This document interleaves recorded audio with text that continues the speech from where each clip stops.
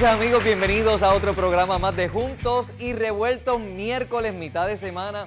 Y la notita que tengo para hoy a mí me gusta mucho porque este artista francés, Tony Weingartner, y su compañero Chifumi, su partner, ellos hacen muchas cosas juntos, es un artista francés. Parece que Tony y Chifumi chifumaron algo que estaba bien, tú sabes, bien chévere. Y ellos decidieron hacer este experimento de pedir pon. Y por cada carro que no parara, ¿verdad?, se detuviera, ellos se iban a hacer un tatuaje. De hecho, creo que tenemos un video, vamos a verlo un momentito.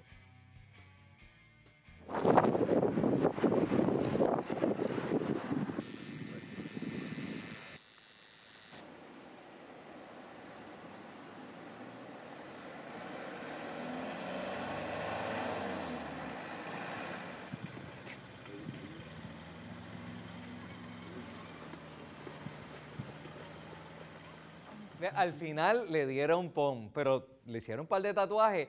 Eso se nota que no es en Puerto Rico.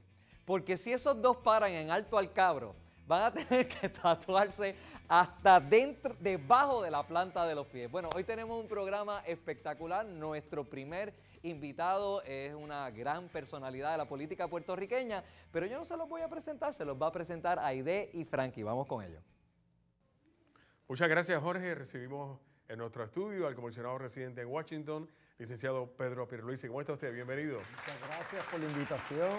Aquí, Frankie, Aide, Jorge. Buenas noches, bienvenido, bienvenido. Sí, ya era hora de que Ay, eso mismo le iba a decir, qué bueno. Ustedes están pegados. La verdad que llevan 2 meses, pero bueno, yo sé que... ahí estamos dando la batalla, y gracias a Dios hemos tenido el apoyo de muchos políticos, muchos artistas que nos vienen a visitar todos los días, así que le tocó el turno a usted. Bienvenido, esta es su casa. Y hablando de casa, usted lleva 4 años como comisionado residente, está lanzándose por 4 años más. No extraña el suelo boricua, son 4 años más en Washington de salir electo, o sea, 8 años corridos viviendo afuera, el calorcito puertorriqueño, el arroz con habichuela. ¿No lo extraña? Lo que pasa es que como yo lo he hecho, es que yo voy y vengo. O sea, yo tengo un apartamento, mi residencia principal, acá en el área de San Juan con mi esposa, María Elena. Y entonces tenemos un apartamento más pequeño allá en Washington, en un área buena. Y lo que hacemos, ella tiene su propio negocio, ella viaja muchas veces conmigo, otras veces pues no, se queda acá en San Juan. Y yo voy y vengo como hacen los congresistas, la mayoría de los congresistas hacen esto, que es que cuando el Congreso está en sesión, pues estamos allá en Washington, pero cuando no estás en sesión regresas al distrito que representas, en mi caso aquí a Puerto Rico. ¿Y esas sesiones cuánto pueden durar más o menos? Pues varía, depende. Por ejemplo, el Congreso Demócrata teníamos sesiones prácticamente 3 semanas corridas y después había como una semana que regresábamos a los distritos y los fines de semana pues muchos de nosotros volvíamos a nuestros distritos. En mi caso, por los primeros 2 años los demócratas estaban a cargo de la Cámara y yo lo que hice fue que siempre me gustaba quedarme en Washington un fin de semana al mes y los otros 3 pues estaba en Puerto Rico y en la semana pues si había sesión estaba allá. Entonces otro dato que les doy es que siempre el mes de agosto estamos en los estados, en los territorios que representamos. Y así pues en diciembre también, así que funciona, es una cosa de que vas y vienes. Con los republicanos ha sido diferente, fíjate, con los republicanos prácticamente es 2 semanas en sesión, 1 en el distrito, ellos van más a los distritos, ha sido su práctica, así que he estado en estos últimos 2 años, he estado más tiempo en Puerto Rico. Okay. A juicio de muchos, Pierluisi, consideran que usted es un excelente candidato a gobernador de Puerto Rico y a mí me estuvo curioso que recientemente cuando se dio el ejercicio, la consulta que se hizo, hubo un momento cuando Rivera Schatz se le atribuyeron unas expresiones, usted tomó la palabra, fue categórico y dijo, estos no son momentos de hacerle este tipo de expresión y demostró tener el carácter y el temple para en determinados momentos pararse y decirle, esto es lo que hay que hacer ahora, o sea, que tiene la materia del líder del partido. Muchas personas lo visualizan así. Bueno, mira, esa en particular realmente yo lo que hice fue... ¿Usted recuerda el momento? Creo que sí, si es el día después del referéndum del asunto de la fianza. Lo que pasa es que ahí yo soy bien extrovertido, o sea, esa es mi manera de ser. y yo pues digo lo que pienso, libro abierto. Y ese día pues yo sentía que era momento de mantener la unidad, de mantener la calma y de no estar echando culpa, sino más bien diciendo, pues está bien, ya pasó, ya recibí el golpe, porque para mí fue un golpe, yo apoyaba el sí y no lo logramos. Pero ahora lo que hay que mirar es de frente a la elección, estar todos unidos y si estamos así unidos, positivos y sacamos el voto, no vamos a tener problemas, nosotros somos más. Y partidos somos más. Hablando de unidad y que dice que en su partido son más, y siguiendo más o menos la línea de Frankie J en el caso de Rivera Schatz, en un momento dado, él dijo que obviamente con la derrota del sí, dijo que el Partido Nuevo Progresista estaba dormido. Y entonces, ¿qué usted tiene que decir sobre eso? Ya el partido está cogiendo nuevamente velocidad para las elecciones del 6 de noviembre, despertó, está dormido. ¿Qué tiene que decir sobre la posición de Rivera Schatz? Es que lo que pasa es que esto de la fianza era un issue particular y lo de la reforma legislativa, ahí hubo gente de nuestro partido, es más, como 3 de cada 10 que votaron en contra, o sea, votaron que no. Porque eso eran issues muy personales, o sea, algunos pues no querían no querían que se tocara la Constitución. Y pues, ¿por qué digo esto? Porque no es una cuestión del partido como tal, es verdad que Fortuño y yo favorecíamos el sí y en ambas preguntas, pero no es como que uno puede obligar a la gente a votar de una manera en issues como eso. Pero la elección es otro cantar y para eso seguro que estamos unidos. O sea, que no se lo tengan que coger tan a pecho, entonces. No. Como dice, no. No, para eso, o sea, estate segura, ojalá se duerman de ese lado. Nosotros estamos debidamente activados, organizados, trabajando duro y enviándole un mensaje a todo el pueblo de que no se queden en la casa. Pero le pregunto, comisionado, es importante expresarse. En Puerto Rico todo se politiza. Ajá. De alguna manera vemos que la cosa siempre termina como en tribu, ¿verdad? Todo se politiza, o eres de un partido o eres de otro, y si estás con un partido, tienes que estar con las posturas de ese partido, y si no, estás con el otro. En Estados Unidos, antes eso no era tan claro. Por ejemplo, en la época de Reagan, la misma época de Clinton, los partidos, cuando había un issue que era nacional, se unían para tratar de resolver eso. Hemos visto que los republicanos y demócratas se están copiando de Puerto Rico, de las cosas quizás de las menos buenas. Y es que cada día está más politizado los partidos en Estados Unidos, sí, hasta el punto que se detienen issues bien importantes, como por ejemplo fue el plan de salud de Obama. En Puerto Rico ha pasado así, por ejemplo, con los despidos que hizo el gobernador Fortuño. No necesariamente usted estuvo de acuerdo de entrada con eso. Quiero que me hable un poquito sobre eso. No, espérate, te toca aclarar ese último comentario. No, yo pienso que cualquier gobernador responsable hubiera tenido que tomar las decisiones que Fortuño tomó para el bien de Puerto Rico. Ya tenemos las finanzas del gobierno bastante estables, tenemos unos issues con el sistema de pensión, pero era importante poner la casa en orden, hacer un esfuerzo por balancear los libros, la chequera. Ya estamos a punto de cuadrar el presupuesto como exige la Constitución de Puerto Rico. Esto no es cuestión de que Fortuño está balanceando el presupuesto y es porque Fortuño quiere, no es que nuestra Constitución lo exige. Así que no, en aquel entonces lo que pasa es que quizás, pues, yo lo que expresé es que me dolía, que lo sentía, porque cada uno de esos despidos, pues, fue algo desagradable. No, esos son los 30,000 que pregonan nuestros oponentes.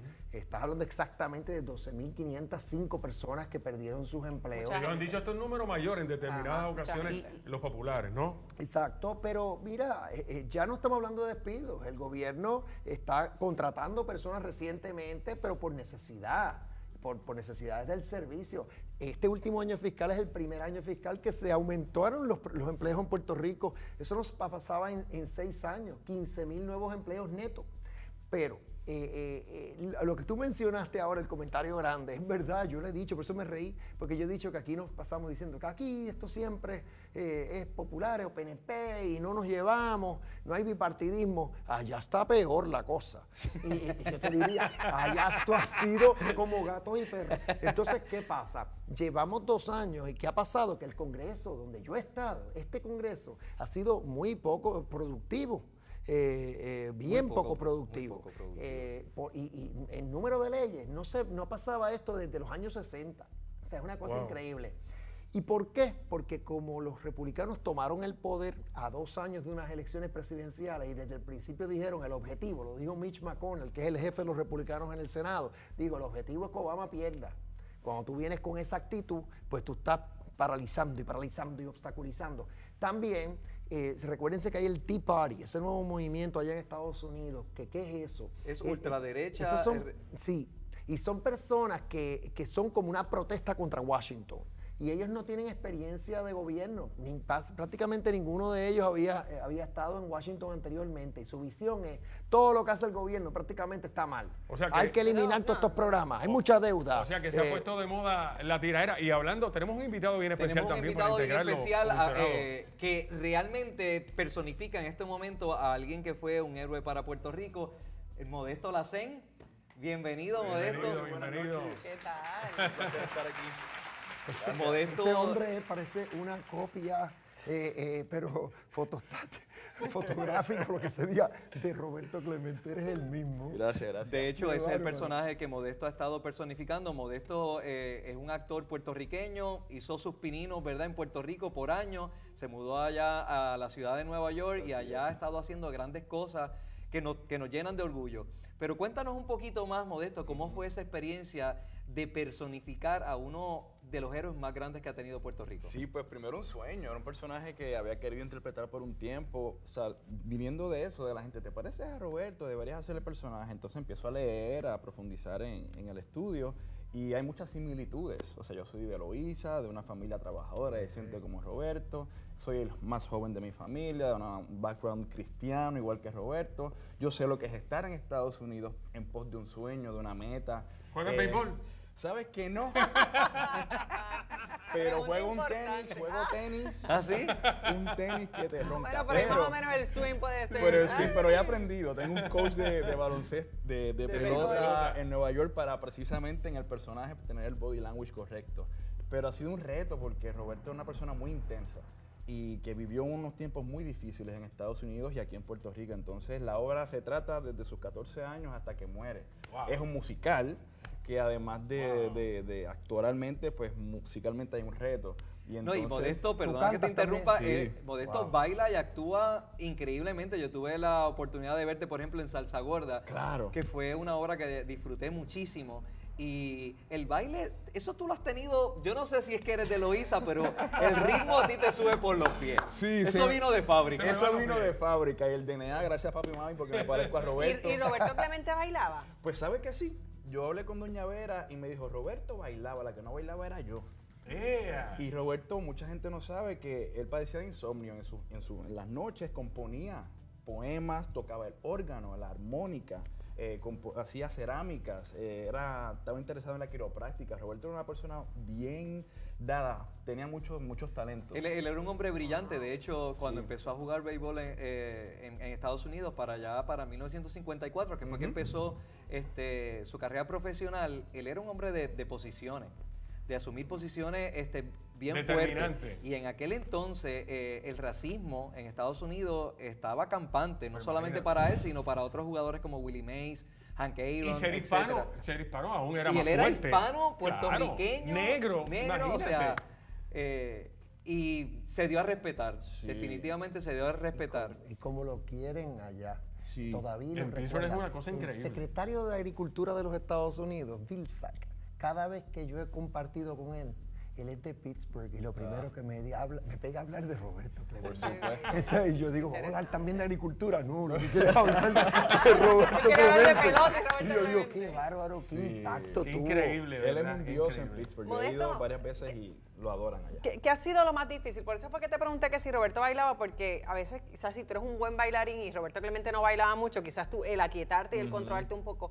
¿Qué quizás ha sido lo más difícil a la hora de interpretar una persona que, como muy bien dijo Pierluisi, es tan querida por el pueblo? Bueno, lo difícil ha sido, yo creo que mostrar cosas que la gente no sabe de Roberto. Además del físico, que es obvio, pues sí, hay un parecido, y cuando me pongo el uniforme, de verdad, pues es impresionante lo que me han comentado, inclusive mi mamá, que me ha visto, ¿te pareces a Roberto? Pero, por ejemplo, la voz de Roberto, mucha gente ha visto a Roberto, pero no sabe cómo él hablaba. Entonces, como actor, es algo bien cuesta arriba, porque tiene un pitch de voz bien interesante, su inglés no era el mejor, y entonces tratar de hacer eso con verdad y en los momentos, ¿no? Porque desde los 14 a los 38 la voz cambia. Hay unos momentos muy emotivos en la obra, específicamente cuando Martin Luther King muere. Hay una escena donde Roberto reflexiona sobre eso y siempre es muy emotiva. Entonces, yo creo que la voz de Roberto es lo más cuesta arriba que se me hace. Estudiando el personaje y la historia de Roberto Clemente, ¿qué fue lo más que te impactó de Roberto? Pues esos dotes que tenía que no sabía. O sea, Roberto era quiropráctico, sin licencia. Él padecía de la espalda por un Así accidente. conoció a Doña Vera en una farmacia. En una farmacia en Carolina. Entonces, él padecía de la espalda por un accidente que tuvo y se interesó por la quiropráctica. Entonces, los últimos años, por confesión de Doña Vera y otras personas, me han dicho que él curaba a las personas. Y entonces a mí me sorprende que esas manos, que me dicen que eran unas manos muy grandes, además de ser talentoso con la pelota, con el béisbol, era sanador. Era un tipo creativo, que los hijos de él, que los conozco, componen música. Entonces Roberto es un renacentista, una persona que de verdad tenía muchos talentos escondidos. Comisionado, ¿usted juega béisbol, baloncesto o algo? Jugué de pequeño, pero no era tan bueno.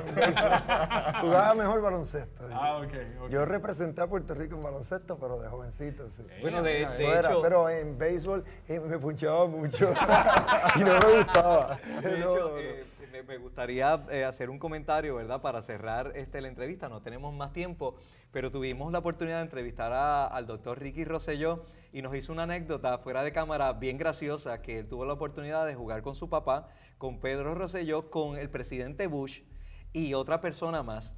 Entonces, don Pedro estaba jugando con Bush y él estaba jugando con la otra persona y la otra persona estaba tratando de dejar ganar al presidente, pero él tenía 13 años y era, dale, que tenemos que ganarle, hasta que le ganaron el juego y el papá, Pedro Rosselló, estaba, Dios mío, este hijo mío no dejó ganar al presidente de los Estados Unidos. Sí, eso pasó de verdad, eso fue en El Conquistador. En El Conquistador. Sí, Yo imagino que si hubiera jugado con Modesto le hubiera pasado lo mismo al presidente, porque Modesto es muy competitivo también. Sí, le va a hacer par de aces. ¿Cuándo va a ser la obra? La obra es en diciembre, las primeras 2 semanas de diciembre en Francisco Arribí. Esperamos a todo el mundo, donde la familia Clemente va a estar presente, Ramiro Martínez, que es uno de los personajes principales también, y Matino, que es el hermano mayor de Clemente, que todavía está vivo. Así que esperamos a todos por allá. Allí definitivamente Bueno, estaremos. y que tú sigas echando para adelante en tu carrera actoral y todo eso. Claro y que sí. tengas Entonces, éxito cuando visite Washington, le avisas al comisionado para que te vaya a ver. Dale. Para jugar un poquito. Yo por eso juego un poco. Pues perfecto. Tú sonaste como que juegas mucho, sí, pero tú sabes, no me tienes que dejar ganar. Bueno, pues gracias a ambos por haber estado en el Gracias. programa y ustedes Muchas no se gracias. vayan, que Juntos y Revueltos continúan.